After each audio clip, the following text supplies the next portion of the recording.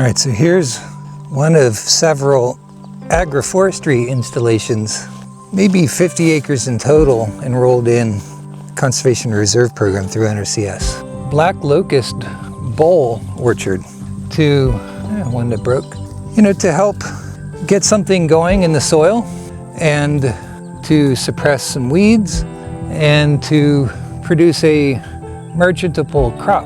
Black locust, as most of us know, are one of the longest lived and rot resistant trees that you can use for fence rows. So helps fight weeds, helps restore. Come out of this one is off there in the distance just a little bit. I'll zoom in. We'll go take a closer look at it. All right, so here's the original black locust grove. You can see large enough that they no longer require tubes. Some of the bowls, like this one here, being 4 inches, and there's one that's 5, and there's some deer rub. But let's step inside and see what it looks like. Beautiful in here. But this is a beautiful canopy emerging overhead.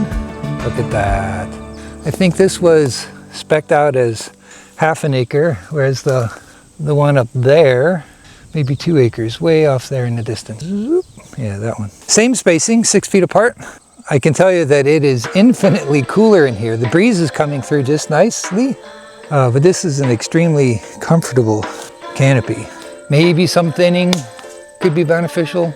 Overall, the black locust stand looks pretty amazing, and I see birds, different sized birds kind of floating up into the canopy, some butterflies. But it's beautiful, it's attractive, well built, well maintained. Good job to the landowner. Locust groves. So why locust? Well, black locust, being in the Fabaceae family, means that basically it's a woody pea. Like peas you eat on the table. And so it is in the bean family and is capable of being colonized by bacteria that have the unique ability to extract nitrogen out of the air and convert it into a plant usable form, basically injecting fertilizer directly into the roots of the plants. So whereas the buffer struggled, or the species that we used in the buffer struggled because they did not have that ability, the idea was that the locust being able to feed themselves would work better, and that has proved true. All right, let's go take a look at the buffer. They grow up, come up from the ground. Working hands have come to offer up. One mama, earth is handed down on a Sunday afternoon. All right, so here's a very traditional Nrcs spec buffer that Archewild implemented, at that time, still very much in a mode of doing what we were told, although we had some creative license, but we didn't appreciate at the time just how challenging it would be to establish an effective riparian buffer in very compacted, highly damaged, worn out farm soils. So we just did what the spec said, was we added in Magnolia virginiana, which would not have been in the original spec, but if you glance here through the floodplain, it looks like it's done surprisingly well. Unsurprisingly, the sycamores have just boomed, but you'll see a fair number of tubes in here. This was not, the perfect project, that we're doing now, but the idea that you could have a healthy riparian forest buffer, in dry, compacted, inorganic, ruined soil was a miss by us at the time, as well as Nrcs. But where there is some hydrology, down towards the stream a little bit, some of the specimens have done quite well.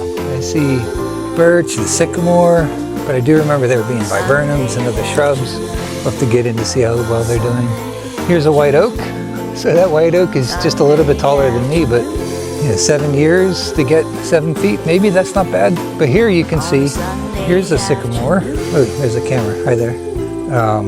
That was planted at the same time as the rest, and that might be 15 feet tall as compared to 30 to 40 feet tall over there. So the lack of hydrology here in what you might call the floodplain, but totally disconnected from this intermittent storm channel, has really taken its toll. But not a loss, but I know that these species struggled enormously in the beginning. And here's some Celtis. Looks like it's performing reasonably well. You can definitely see some of the shrub species that we introduced. You know, it's hard to keep after the weeds, but you know, it's a really nice Cornus momum, it looks like. Bittersweet, always a problem. Walnuts, some planted, some just occurring naturally, are always helpful. Some native vegetation on the edge, some sedges, a little bit of Monarda. But you can see even after 7 years, not much has really grown that well. It's just dry, compacted, worn out farm soils. Not the best result at all, but a result, and perhaps you could say it's better than it used to be. If we had to do this project over, we would probably first tell Nrcs that they were smoking dope, that you could establish an effective buffer in here without, you know, first fully remediating the soil. So that'd be decompacting, kickstarting biological processes, probably reconnecting the floodplain to the channel. I mean, it's deeply incised down there, so there's no effort to lift the stream whatsoever. So the water's way down there and not much of it. So how's that supposed to, you know, hydrate all the species way up here? So probably would have declined the project, to be honest, because it was not set up for success.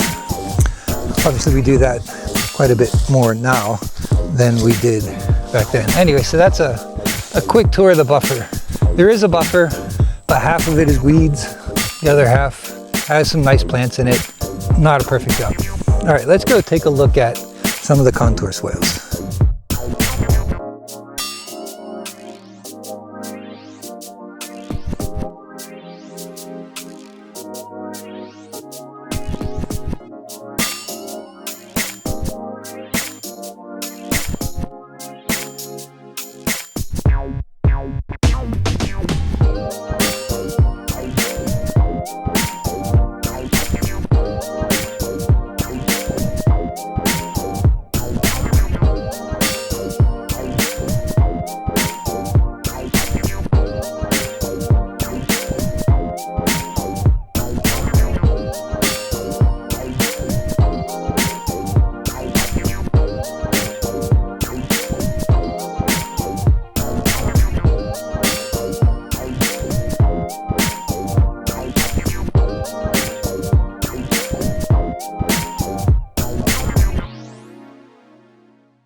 All right, so here we have another agroforestry setup built around the concept of the contour swale. So this is a hill slope, goes up pretty high over there, that faces the residence, which is over there. And the idea was to introduce an agroforestry system that, you know, has generally been popular, at least in internet articles, and that is to create these rows of nut and fruit-bearing trees that maybe someday will close the canopy and produce forage for a livestock crop, chickens, hogs. So 2.5 miles of contour swales were built, I think in 5 or 6 rows, you know, throughout the landscape here. They're all perfectly flat. That was very interesting to figure out how to do that engineering. But contour swales were built. It looks like they're still intact. I don't know if you can tell down in there, but definitely a big bump. And trees, you know, the fruit and the nut-bearing trees, like apples, that's a persimmon. I know we plant a lot of persimmons. And here's a little cluster of pawpaws there. So a mix of oak trees, like white oak, some hickories, some pawpaw, some persimmon. Like here's a persimmon that's doing reasonably well. They were planted all along the contour swales. But similarly to the buffer, we failed to understand at the time that the underlying soil conditions were so poor that, you know, these newly introduced trees had nothing to feed on. Soil plantings way off in the distance, but when we built the contour swales, we loosened the soil so it drained better. So water had no problem entering the soil. In fact, the contour swales were beautiful. When it would rain, you know, the rain would come down the hill and be intercepted by one contour swale. We had to build a couple of drains, and then they would filter down to the next contour swale. Boy, it was really cool. But one thing we didn't understand is that by building those contour swales, we were fundamentally altering how much water that would seem to be nice soil, meaning loose and friable, could hold throughout the summer. And the chief problem was not compaction, but the soil just couldn't hold as much water and it drained off a little too quickly. So, and the soil being still infertile, like look at that pawpaw tree. It's what, 7 years? And it's 4 feet tall. These trees just had a murderous time getting established. They were extremely slow. It looked like many of them failed. The top growth did fail. I remember on these pawpaws, we just considered them all dead. You know, they would emerge in the spring with a few leaves, start to grow, and in the summertime, they would just crap out. You know, like, look down here. So there's a pawpaw coming up from a root system, and eventually they'll all do that, but they would grow, and then they would die back, and then they'd pop up, and then they died back again. And incredible frustration for us and for the landowners, like what's going on and blah, blah, blah. We didn't really understand soil dynamics as well then as we do now, or how soil mechanics interact with water. Obviously, we're very good at that now, but underappreciated the challenges of trying to build a healthy buffer or a healthy agroforestry system in beat up, depleted farm soils. So down here, there is a water course, and you can see that it is functioning much better, obviously, because it has water down here. And it looks like we put in, is this beach plum? Don't see any fruits, there's a locust. They look like plum, not a single fruit. Yeah, so this planting, you know, it's here. Oh, and there's a Juniperus communis that we grew knowing or thinking that this spot would be very, very dry. So there's one that made it. I'm guessing that most did not. They could not stand up to the competition from the Solidago altissima and canadensis. But trees are growing, and the character of the weeds, I can tell, is definitely changing for the better. Fewer just gross agricultural weeds and more just native goldenrods, maybe not the most ideal goldenrods, but native goldenrods nevertheless. A little bit of Monarda here and there. So the field is starting to mature, which is always desirable. Here's another juniper. Juniper's tucked in there, looking pretty strange. Not the right habitat, not really. A little too wet for Juniperus communis. But these cherries are doing good, and if you glance around, you know, finally the persimmons took hold. The pawpaws down there were doing pretty good. So sort of like the buffer, you know, some success, not a rousing success, but, you know, the original objectives, you know, are being satisfied somewhat. You know, the weed pressure is enormous. The soil quality issue is the fundamental underlying cause for the underwhelming performance, but it is growing, and the weeds are fewer. So those are good things. It's better than it was. I think we all wish it had been much better than it is. So not every project is going to be a rousing success. You must pay attention to your soil mechanics and your hydrology. You can't force a quality project into a place that cannot support one. Again, if we had to do this project over again, we would have first spent 2 or 3 years to fix the soils before putting a single plant into the ground. But grant programs often don't allow for that. So you're somewhat limited in what you can do. But I hope you enjoyed this little walkthrough. We have a couple more spots to go look at, so stay tuned. Here's a happy sight. This was sort of an experiment. I like experiments. But this one actually turned out pretty well. So this is river willow, sandbar willow, Salix exigua, I believe, which reportedly used to be quite common, particularly in or on the Allegheny River, maybe the Ohio rivers, maybe even a little bit of the Monongahela, where it used to be prolific in the sandbars and the gravel bars, the riverine system. This willow, which has very fine leaves. I mean, look at that. I mean, it looks like a landscaping plant, but no, this is fully native. Pretty sure it's Salix exigua. Very cool. It still does exist in Pittsburgh in a few preserves that I found. They've been logged in collector.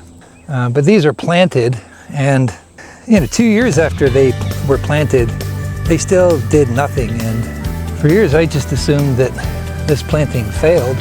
But in fact, just like the other vegetation introduced here, it just needed some time.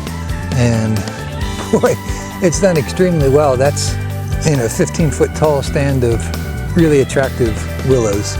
So this is a happy sight to see. All right, so let's talk about warm season grasslands. So a major feature of this CRP program, or was establishing warm season grasslands. 7 years ago, it was a major push, and that push remains.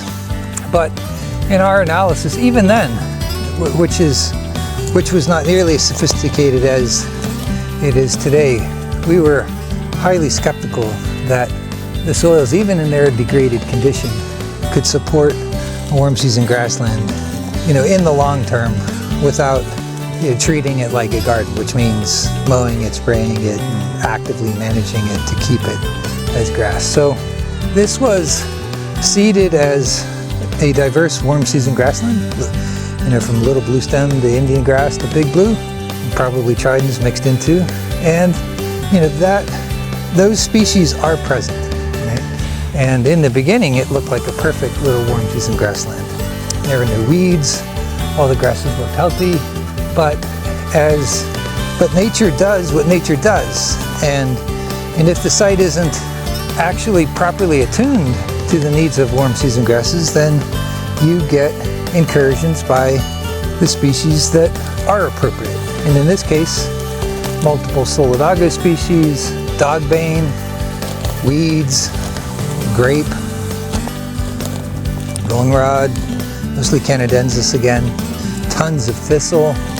Yeah, so this hill slope, despite our best wishes and best intentions, is not really suitable for a warm season grassland in the long term, without just constant, perpetual maintenance to force it into being a grassland. It's clearly in the process of reverting to a more appropriate vegetation system for the area and for its position on the slope. So we're at the foot slope of the hill. So warm season grasslands should be at the head slope, at least, the mid slope. But we're at the toe slope, right by the pond. So again, we know much better now and understand better now how these things work. But this used to look like a beautiful warm season grassland, but temporary. And 5 years in, its character has changed dramatically, and milkweeds included, the more appropriate species, are encroaching, and without very active management, this section will be taken over by those species. Okay, so you remember when we were looking at that warm season grassland fragment, and I said, well, it looked good in the beginning, because everything looks good in the beginning, but it was reverting to a different vegetation system because it was at the toe slope of the hill. So its position on the slope, it's towards the bottom, where it starts to flatten out. However, where in contrast, this is a warm season grassland that was established at the head slope, or even the top of slope, where it is much drier. So we look inside, what do we see? Well, what we see is 90%, maybe 95% Panicum virgatum.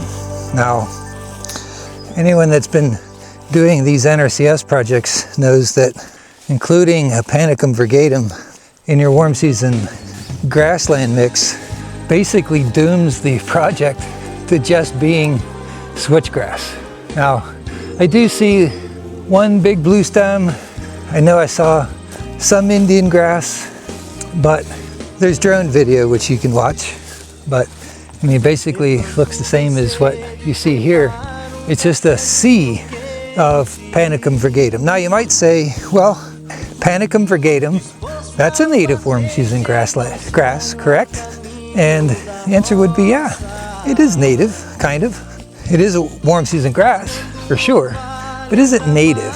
Well, that's where you get into a little bit of difficulty. There's been so much breeding work done with Panicum virgatum to turn it into an erosion control product, to turn it into a biofuels product, or an alternative to wood or pellets, that the genetics on Panicum virgatum, which is barely native to Pennsylvania, literally barely native. It's extremely difficult to find wild Panicum virgatum in Pennsylvania.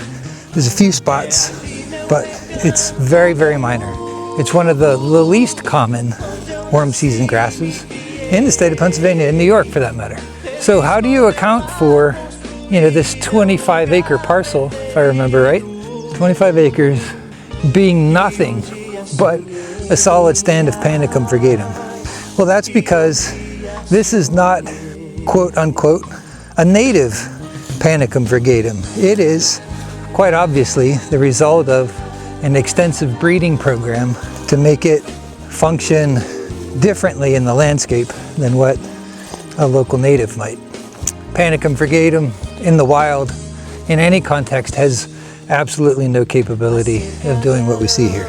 So this was clearly an agricultural release that was undeclared by the seed provider. And there was a point when this meadow, at least from an ecologist's standpoint, was a rousing success. You had little blue stem, you had a lot of Indian grass, it was pretty, and a reasonable mix of big blue stem and Tridens flavus and some other things. So there was a brief period where this was a diverse mosaic of native warm season grasses that looked right and were functioning right. Now let me talk about functioning. So one of the biggest things that you're trying to achieve with a warm season grassland, well, actually two things. The two things you're trying to do is produce food for birds. So that's caterpillars, lots of caterpillars, and grasshoppers, little grasshoppers, not the big ones. Grasslands are capable of producing tons of caterpillars, beetles, and grasshoppers. So that's the first thing. A dense stand of Panicum reduces the amount of food that a warm season grass can produce because it's just one species and not many. But the other thing that you're looking for as a restorationist is what's called vegetation structure to support your warm season grassland birds. And we all know what they are, bobolink and grasshopper sparrow and so on. So these are meant to produce food for those birds. It's also meant to produce cover for their young, which means a certain type of density on the ground where there's canopy overhead, but plenty of places to walk around and hide and forage for bugs. In a Panicum virgatum stand this dense, which is unnatural. It's an unnatural grass with unnatural density. That habitat structure is missing. And the monoculture nature of the grassland means that it's not producing the volume of food or the phenology, the timing of the food that warm season grassland birds are actually looking for. So this warm season grassland, this warm season grassland did work, meaning that there is a grass kind of everywhere and so thick that there are no weeds. So that's good, but its diversity was destroyed by the Panicum, and the intended structure, for fledgling birds was also destroyed. So successful in a very, very basic sense, but a failure in terms of its actual technical requirements. So there's a big difference between just planting something and having it grow, and achieving your ecological goals. Two very different things. We can't forget about the latter as we pursue the former. This field was ripped. A single shank ripper down 2.5, 3 feet in a crisscross pattern to support trees, because the soil was so compacted that there's just no way that any kind of tree seedling would survive up here in this head slope. But we tried. I remember Quercus montana, Quercus alba, Quercus rubra, Quercus velutina, a bunch of hickories. There's no evidence of any of those. However, here's something cool. Maybe we'll go in and take a look. We did grow out to a larger size, if I remember 3 or 5 gallon, American chestnut, part of our Lee strain line of American chestnuts, which has pretty good performance, really great morphology. So those trees were planted larger, so they started larger, and given that they're chestnuts, likely the landowner spent a little bit more time looking after them. So we're going to go into the sea of panicum here and see if we can check on what appears to be one of a handful of chestnuts that survived. Oh my goodness. Yeah, this is just so dense and thick. I bet you deer don't even come here.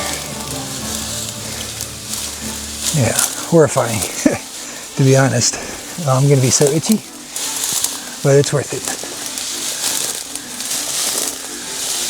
And well, I'll be. Here it is. So one worked, and I probably planted that. Doesn't look like many made it. There's one over there, and maybe 2 or 3 others, but pull a leaf off so you can see. There we go. There's the Lee strain American chestnut. A good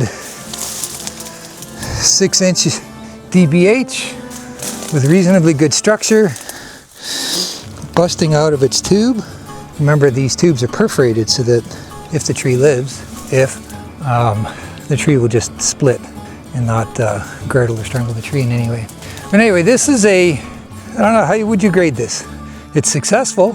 It's a warm season grassland, but it failed to achieve its ecological goals. And for the record, we begged the Nrcs to remove the panicum from the seed mix because we knew this would happen, but no. The seed mix is a seed mix. We've been doing this for a long time. It's what we want. And we're like, okay, you're going to get what you're going to get. And they got what they were going to get. Or they got what they got. So anyway, it kind of looks cool. And if you don't know what you're looking at, you're like, wow, that's pretty good. Good job. You've got a warm season grassland everywhere. But it's not as good as it could have been. A little design tweak. Remove a species that's known to be hyper-aggressive. We didn't trust the genetics on this species anyway. No one should trust the genetics on panicum virgatum, almost from any vendor. But it is what it is. No weeds, that's great. It's not being mown, that's great. The soil is being healed, that's great. So there's a lot to love about it, and there's a lot to be frustrated too.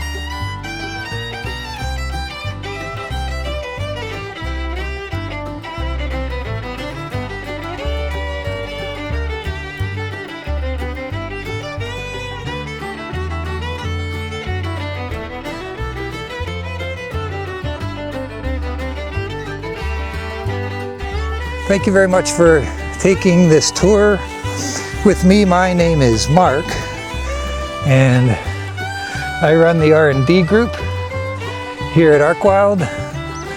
And one of our favorite things is to go back and look at projects that we did in the past to see, how did we do? Was our planting good? Was the species selection appropriate? Oh, there's a little, wait, you're not a grasshopper. You're a bug that wants to bite me. All right, I'm gonna take off. Again, my name's Mark. Thanks for watching. Bye-bye.